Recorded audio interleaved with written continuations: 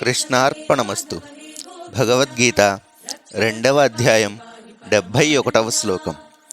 విహాయ కామాన్యః సర్వాన్ పుమాశ్చరతి నిస్పృహః నిర్మమో నిరహంకారః సశాంతిమధిగచ్చతి. ఎవరైతే అన్ని ప్రాపంచిక కోరికలను త్యజించి అంటే వదిలిపెట్టి మరియు అత్యాశ లేకుండా నేను నాది అన్న భావన లేకుండా అహంకార రహితముగా ఉంటాడో అలాంటి వానికి పరిపూర్ణమైన ప్రశాంతత లభిస్తుంది అని శ్రీకృష్ణుడు అర్జునునితో చెప్తున్నారు. ఈ శ్లోకంలో శ్రీకృష్ణుడు ఒక వ్యక్తి యొక్క ప్రశాంతతని భంగం చేసే వాటిని వివరించి వాటిని త్యజించమని అంటే వదిలిపెట్టమని అర్జునుడికి ఉపదేశిస్తున్నారు. మొదటిది భౌతిక లేదా ప్రాపంచిక వాంఛలు. మనము ఏదైనా కోరికను మనస్సులో పెంచుకుంటే ఆ తరుణమే లోభము, క్రోధములు ఉచ్చులోకి వెళ్తాము.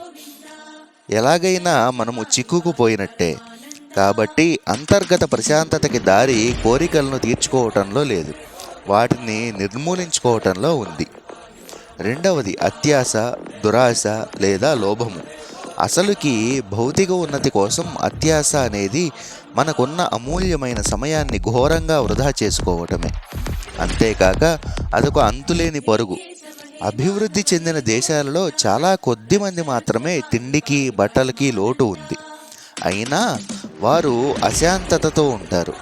ఇది ఎందుకంటే వారిలో తృష్ణ లేదా అత్యాశ ఇంకా తీరలేదు. ఈ విధంగా సంతృప్తి అనే సంపత్తి కలిగిన వారే గొప్ప ఐశ్వర్యవంతులు. మూడవది అహంకారం. మనుష్యులు మధ్య వచ్చే చాలా మటుకు పోట్లాటలు ఈ అహం వల్లనే జనిస్తాయి. What they don't teach you at Harvard business school అనే పుస్తకం రాసిన మార్క్ హెచ్ మెక్మాక్ అనే రచయిత ఇలా అన్నాడు: చాలా వరకు కార్పొరేట్ ఎగ్జిక్యూటివ్స్ అంటే సంస్థలలో ఉన్నత స్థాయి అధికారులు 2 కాళ్ళు 2 చేతులు పొడుచుకు వచ్చిన పెద్ద అహంకార బుడగలు.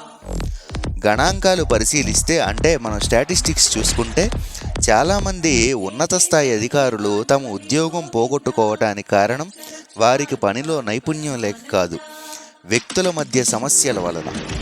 అహంకారాన్ని పెంచి పోషించుకోకుండా దానిని త్యజించటంలోనే ప్రశాంతతకి మార్గం ఉంది. నాలుగవది స్వామిత్యం లేదా నాది అనే భావన అన్నమాట. నాది అన్న భావన అజ్ఞానం వలన వస్తుంది. ఎందుకంటే ఈ భూగోళం అంతా భగవంతునిదే. మనం ఖాళీ చేతులతో వచ్చాము, ఖాళీ చేతులతోనే తిరిగి వెళ్ళిపోతాము. మరి ఇక ఈ ప్రాపంచిక వస్తువులను మనవి అని ఎలా అనుకుంటాం మనం? మీరే ఆలోచించండి. జై శ్రీకృష్ణ.